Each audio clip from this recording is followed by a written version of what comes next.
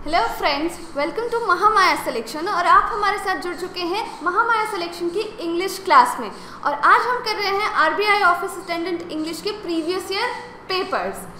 आज सुबह सुबह मुझे एक थॉट आया कि आखिर डिफरेंस क्या होता है उन लोगों में जिनका सिलेक्शन होता है और जिनका सिलेक्शन नहीं होता है। पढ़ते तो वो बिल्कुल सेम है, बुक्स भी सिमिलर होती है, फिर डिफरेंस कहाँ रह जाता है? तो डिफरेंस रह जाता है हमारी प्रैक्टिस में। जिन लोगों का सिलेक्शन होता है वो प्रैक्टिस बहुत ज़्यादा करते हैं। तो इसी थॉट के साथ इसीलिए तो इनफैक्ट कहा गया है कि practice makes a man perfect. इसी चीज़ को पूरा करने के लिए हम ये सीरीज़ लेकर आए हैं RBI office attendant English previous year papers पर हम प्रैक्टिस करेंगे। तो इसी पॉजिटिव थॉट के साथ चलिए आज शुरू करते हैं प्रीवियस ईयर पेपर्स को सॉल्व करना और देखते हैं कि हमारे पास क्या क्या क्वेश्चंस हैं। So the first question that we have is fillers. Fillers वो होते हैं जिनमें आपको 4 ऑप्शंस दिए होते हैं और उनमें से जो सूटेबल ऑप्शन होता है वो आपको फिल करना होता है। तो आइए देखते हैं कि क्वेश्चन क्या है। So the first question that we have is the captain did his best to foster a sense of dash among the new recruits. Question के कहने का मतलब है कि जो कैप्टन है, जो किसी शिप का कैप्टन है, उसने न्यू रिक्रूट्स यानी कि जो लोग जिन लोगों की नई भर्ती हुई है नेवी में, उन लोगों के बीच एक सेंस फॉस्टर कर रहे हैं। फॉस्टर करने का मतलब होता है ग्रो करना। किसी चीज़ को जब हम ग्रो करते हैं, नरिश करते हैं, तो हम उसे फॉस्टर करते हैं। Foster a sense of dash, यहाँ सेंस का मतलब है भावना। तो जो कैप्टन है उसने अपनी नई जो नियुक्तियाँ हुई हैं, न्यू रिक्रूट्स हैं, उनमें एक भावना उत्पन्न कर रहे हैं, भावना ग्रो कर रहे हैं। तो अब ये भावना कैसी होगी वही हमें यहाँ फिल करना है। हमारे पास ऑप्शंस है A unanimous, B unity, C union, D together and E collectivity. तो आइए देखते हैं कि इन सारे वर्ड्स का मतलब क्या है। यूनानिमस जो है वो एक एडजेक्टिव है। इसका मतलब होता है एक मत होना। जब भी ढेर सारे लोग किसी एक बात पर उनकी राय सेम होती है तो हम कहते हैं कि ये बात यूनानिमस है, सभी लोगों की एक मत है। दूसरा वर्ड हमें दिया हुआ है यूनिटी। यूनिटी जो है वो नाउन है। यूनिटी का मतलब होता है एकता। Third word that we have is union. Union का मतलब होता है संघ और ये भी एक नाउन है। The next word that we have is together. Together का तो मतलब ही पता है, सभी साथ में। टुगेदर का मतलब होता है साथ में। And option B E we have is collectivity. Collectivity का मतलब भी सेम होता है यूनियन के मतलब, यानी कि जब ग्रुप ऑफ पीपल्स को हम कलेक्टिविटी कहते हैं। तो इनमें से क्या इस ब्लैंक में आएगा?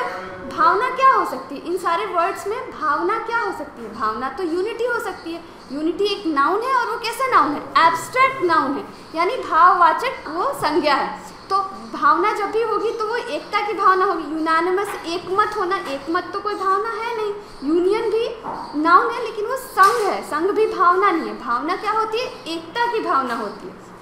तो आपने यहाँ पे देखा कि हमें पूरे सेंटेंस पढ़ने की ज़रूरत ही नहीं है। Foster a sense of, sense क्या हो सकता है? भावना की ही सेंस होती है। भावना है, एकता भावना है, इसलिए यहाँ पे हमारा ऑप्शन बी करेक्ट हो जाएगा। Option B unity. Now moving towards the next question. Next question that we have is the school has received a large capital grant to dash its building. Question में एक school है जिसे काफ़ी बड़ी grant मिली है, यानी रकम मिली है अपने स्कूल की बिल्डिंग्स के लिए। अब स्कूल की बिल्डिंग्स को देने के लिए ये स्कूल की बिल्डिंग्स के साथ क्या किया जाएगा इस पैसों के साथ? जो हमारा कॉन्टेक्स्ट है वो यही बता रहा है कि हमें जो पैसे मिले हैं वो हम अपनी स्कूल की बिल्डिंग को बढ़ाने के लिए यूज़ करेंगे। तो उसके लिए क्या क्या वर्ड्स हमें दिए हुए हैं? पहला है रीडिफाइन। रीडिफाइन का मतलब होता है दोबारा से परिभाषित करना। तो बिल्डिंग को दोबारा से परिभाषित करने की कोई ज़रूरत तो नहीं है। Second word that we have is nourish. Nourish का मतलब होता है पोषण करना। किसी चीज़ को जब हम पोषण करते हैं, पोषित करते हैं, तो बोलते हैं कि नरिश कर रहे हैं। बिल्डिंग को नरिश करने की भी तो ज़रूरत नहीं है। Third word that we have is improve. Improve का मतलब होता है सुधार करना। The next word that we have is demolish. Demolish और जो लास्ट ऑप्शन है हमारे पास ई डिस्ट्रॉय। डिमोलिश और डिस्ट्रॉय दोनों का मतलब होता है बर्बाद करना, विनाश करना, डैमेज करना। तो ये सारे वर्ड्स भी नहीं जाएंगे। बचता है हमारे पास ऑप्शन सी इम्प्रूव। हम बिल्डिंग को इम्प्रूव कर सकते हैं। जो पैसे हम स्कूल को मिले हैं वो पैसे बिल्डिंग को इम्प्रूव करने में यूज़ किए जा सकते हैं। That's why the option C would be the answer. Now moving towards the next question. The next question that we have says that the new arrangements will help the banks in their dash day-to-day dealings, and the options we are given with are A. urgent, B. ordinal, C. timely, D. ordinary and E. informal. Question के कहने का मतलब है कि जो नई arrangements हैं यानी कि जो नई तैयारियां हैं, जो नई व्यवस्था है, वो बैंक्स को मदद करेंगी उनके दिन प्रतिदिन की डीलिंग्स में यानी कि लेन देन में। जो नई व्यवस्था की गई है बैंक्स में, वो बैंक्स को दिन प्रतिदिन की डीलिंग्स में मदद करेंगी। ये जो वर्ड यहाँ आएगा वो डेफिनेटली डीलिंग्स के लिए ही आएगा। तो हमारी डीलिंग्स कैसी हो सकती है, ये हमें ऑप्शन चेक करके पता करना होगा। मैंने यही लास्ट क्लास में भी बताया था कि हम एलिमिनेशन मेथड को यूज़ करके इन क्वेश्चंस को सॉल्व कर सकते हैं, हमें पूरे सेंटेंस को पढ़ने की भी ज़रूरत नहीं है। देखते हैं कि डीलिंग्स कैसे क्या क्या ऑप्शंस दिए हुए हैं। ए. अर्जेंट, अर्जेंट का मतलब होता है अति आवश्यक, जो काफ़ी ज़रूरी हो। डीलिंग्स बैंक के लिए तो सारी डीलिंग्स ज़रूरी होती हैं, ये वर्ड यहाँ फिट नहीं होगा। सेकंड वर्ड है ऑर्डिनल, ऑर्डिनल का मतलब होता है क्रमवाचक, जो 1, 2, 3 या फिर फर्स्ट, सेकंड, थर्ड जो बोलते हैं हम उसे ऑर्डिनल बोलते हैं। सी. टाइमली, टाइमली का मतलब होता है समय पर। जब डे टू डे यहाँ पे दिया हुआ है तो फिर टाइमली यहाँ 2 टाइम्स एक साथ नहीं आ सकते हैं। Option D that we have is ordinary, ordinary का मतलब होता है साधारण या जो रोज़ होता है। Option E that we have is informal, informal का मतलब होता है अनौपचारिक। बैंक में जितनी भी डीलिंग्स होती हैं वो सारी औपचारिक होती हैं यानी फॉर्मल होती हैं, तो इनफॉर्मल तो यहाँ बिल्कुल भी नहीं होगा। टाइमली भी नहीं होगा क्योंकि ऑब्वियसली एक टाइम तो यहाँ पहले से दे रखा है डे टू डे। तो हमारे पास जो सूटेबल ऑप्शन है वो है ऑर्डिनरी। बैंक में जो डीलिंग्स होती हैं जिनको हम ऑर्डिनरी डीलिंग्स बोलते हैं, तो ये हमारे जो ऑप्शन होगा वो होगा option D, ordinary. The next question that we have is this planet on which we live, on which we all live should be cherished and not dash. ये हमारी पृथ्वी के बारे में है। जिस प्लैनेट यानी कि जिस ग्रह पे हम रहते हैं, जिस पे हम सारे लोग रहते हैं, उसको हमें चेरिश करना चाहिए, ना कि अभी यहाँ सेंटेंस से ही पता लग रहा है चेरिश्ड एंड नॉट। जब एक सेंटेंस यहाँ पॉजिटिव है और यहाँ पे नॉट लगाया हुआ है यानी नेगेटिव है, तो आने वाला जो सेंटेंस होगा इसके कॉन्ट्रडिक्शन में ही होगा, यानी कि इसका उल्टा ही होगा। चलिए अब देखते हैं कि इनमें से कौन सा ऑप्शन है जो इसके साथ सूटेबल है। पहला option that we have is exploded. Exploded का मतलब होता है विस्फोट किया हुआ। जब भी जैसे बॉम्ब एक्सप्लोड होते हैं या कुछ भी बर्स्ट होता है तो हम कहते हैं कि वो एक्सप्लोड हुआ है। Second option that we have is explained. Explain का मतलब होता है समझाना। अब चेरिश्ड के साथ समझाने का तो कोई लेना देना है नहीं, ये इसका एंटोनिम बिल्कुल भी नहीं है। The third option that we have is exploited. Exploited का मतलब होता है शोषण करना, यानी कि जब भी हम किसी चीज़ को अपने फ़ायदे के लिए यूज़ करते हैं, ये देखे बगैर कि उसका नुकसान हो रहा है या उसका फ़ायदा हो रहा है, तो हम उसे क्या कर रहे हैं, शोषित कर रहे हैं। Option D is expedited and option E is expelled. ये सारे ऑप्शंस भी हैं जो चेरिश के एंटोनिम बिल्कुल भी नहीं है। तो हमें जो इस सेंटेंस के कहने का मतलब है कि जो हमारी पृथ्वी है उसे हमें चेरिश करना चाहिए, ना कि उसे एक्सप्लॉइट यानी कि शोषित करना चाहिए। हम पृथ्वी पे रहते हैं और हम भूल जाते हैं कि धरती को हम कितना नुकसान पहुंचा रहे हैं, तो हमारे पास जो ऑप्शन होगा वो होगा option C, exploited. The next question that we have is the inspiring teachers not only impart knowledge but they also dash moral values in their students. Question के कहने का मतलब है कि द इंस्पायरिंग टीचर यानी वो टीचर जो हमें प्रेरणा देते हैं, they not only impart knowledge. Impart करने का मतलब होता है देना। वो हमें केवल शिक्षा ही नहीं देते हैं बल्कि they also dash moral values in the students. Moral values यानी कि नैतिक मूल्य। कहने का मतलब है कि जो प्रेरित करने वाले शिक्षक होते हैं वो केवल बच्चों को एजुकेशन या नॉलेज या ज्ञान नहीं देते हैं बल्कि उनमें नैतिक मूल्य भी लाते हैं। अब देखते हैं कि इस ब्लैंक में हमारे साथ क्या सूट कर सकता है। Option A is build. Build जो है वो बिल्ड का सेकेंड और थर्ड फॉर्म है, तो दे ऑल्सो बिल्ड ये तो बिल्कुल भी नहीं आ सकता, या ये थर्ड फॉर्म में है इसलिए बिल्कुल भी नहीं आ सकता। Option second is cater. Cater करने का मतलब होता है पूर्ति करना। जब हम किसी की डिमांड फुलफिल करते हैं तो हम कहते हैं कि हम उसकी डिमांड को केटर कर रहे हैं। The third option that we have is install. Install करने का मतलब होता है स्थापित करना। Next option that we have is instil.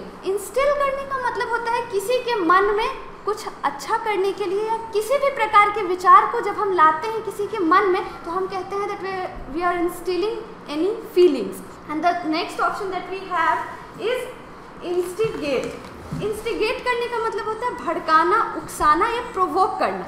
तो मोरल वैल्यूज़ किसी में हम जो कोई भी टीचर होंगी वो किसी बच्चे में मोरल वैल्यूज़ कैसे लाएंगी, उसके मन में स्थापित करेंगे कि क्या सही है क्या गलत है। तो हमारा यहाँ पे जो ऑप्शन डी होगा इंस्टिल, वो हमारा सही ऑप्शन हो जाएगा। The next question that we have is, ये क्वेश्चंस एरर डिटेक्शन के हैं।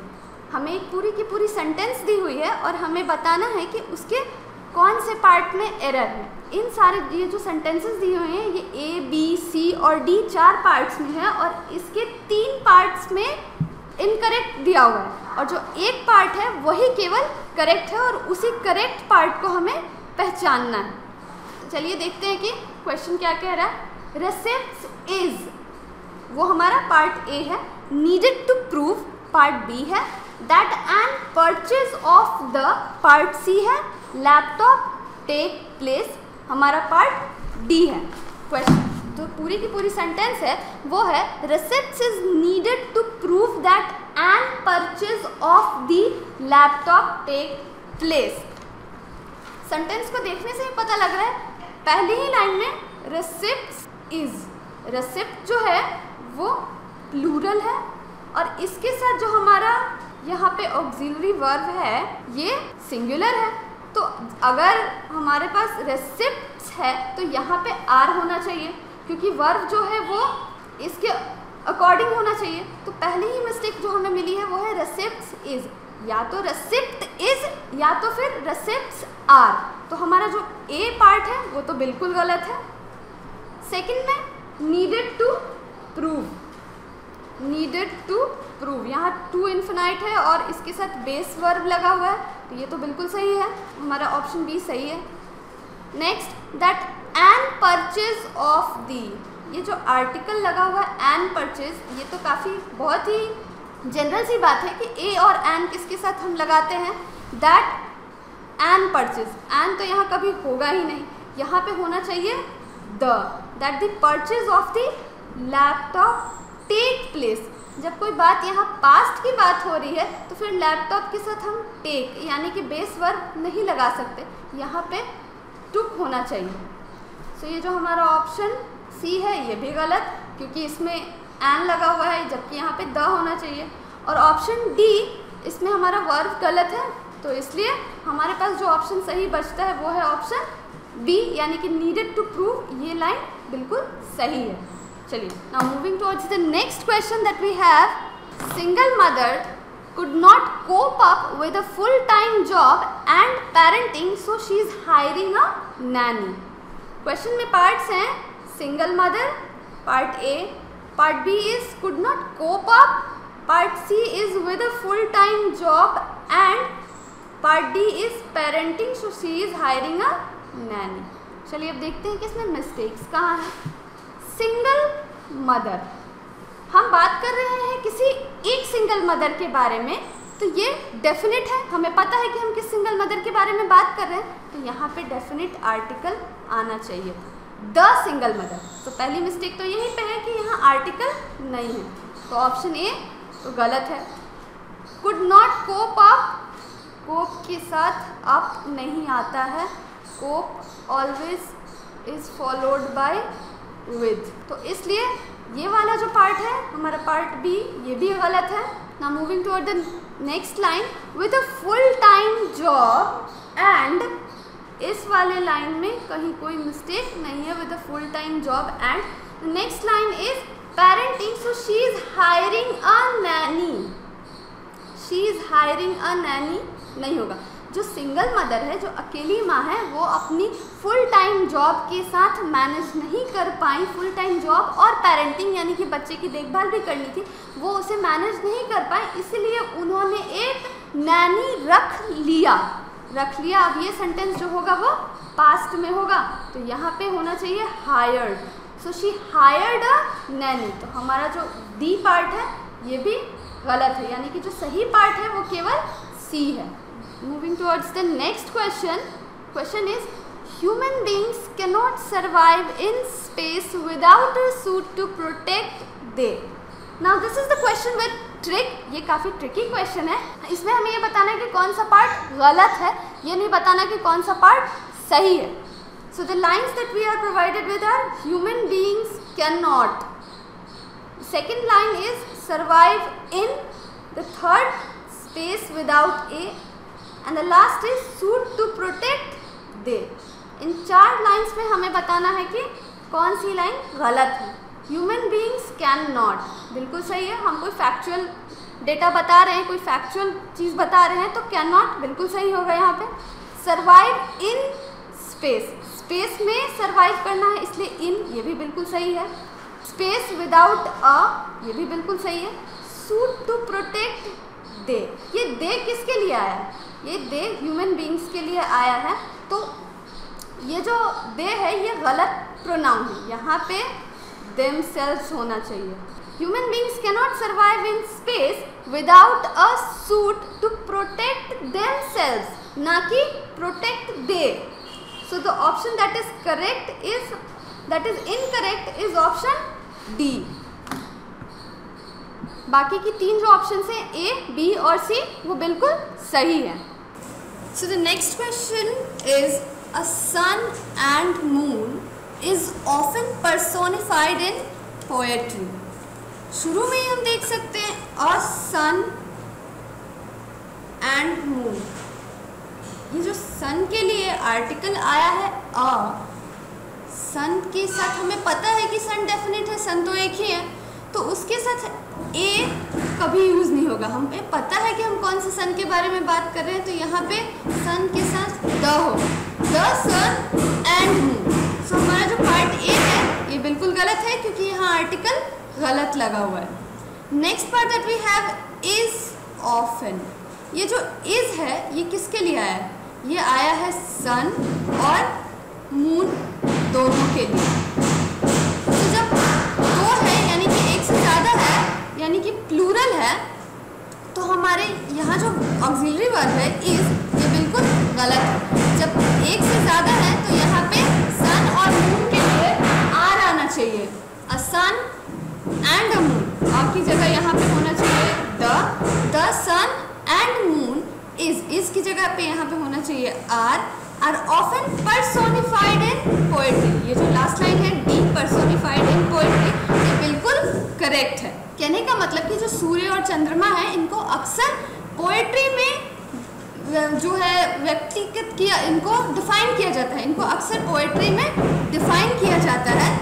इसलिए यहाँ पे जो अ सन है वो बिल्कुल गलत है। इज जो है यहाँ पे गलत है क्योंकि ये इज जो है सन और मून दोनों ही के लिए आया है, तो यहाँ पे आर होना चाहिए।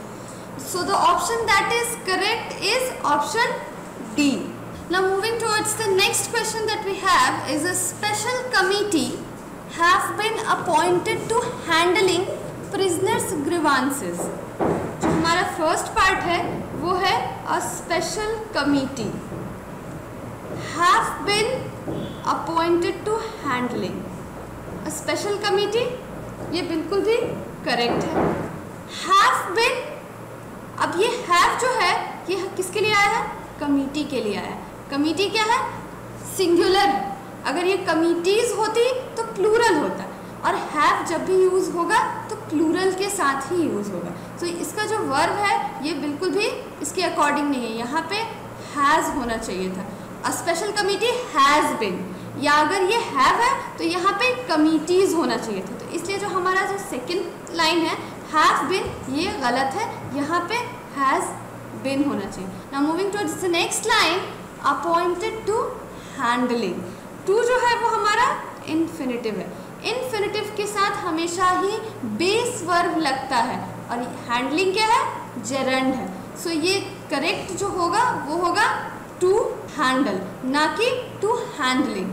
The next line that we are with is prisoners grievances. इस लाइन के कहने का मतलब है कि एक स्पेशल कमेटी है जिसको अपॉइंट किया गया है कैदियों की शिकायतों को सुनने के लिए। अब इस सेंटेंस में मैंने खुद बोला कि कैदियों की शिकायतों को सुनने के लिए, तो ये प्रिजनर्स देखने में तो सही लग रहा है, पर ये साइन जो अपॉस्ट्रोफी का है ये इसे गलत कर देता है। अपॉस्ट्रोफी लगने का मतलब है कि ये प्लूरल नहीं है, लेकिन हमें यहाँ प्लूरल चाहिए, तो इसलिए ये होना चाहिए था प्रिजनर्स, और यहाँ पे जो अपॉस्ट्रोफी है ये नहीं होनी चाहिए थी, तो इसलिए जो डी सेंटेंस है ये भी गलत है। The only option that we are left that is correct is option A, a special committee। ये बिल्कुल सही है, बाकी सब में एरर्स हैं। तो आज के सेशन में बस इतना ही। उम्मीद है कि आप प्रैक्टिस करते रहेंगे और इस साल हम डेफिनेटली RBI ऑफिस अटेंडेंट को क्रैक कर लेंगे। Till then, keep working hard and don't forget to like, share and subscribe our channel. Thank you for watching.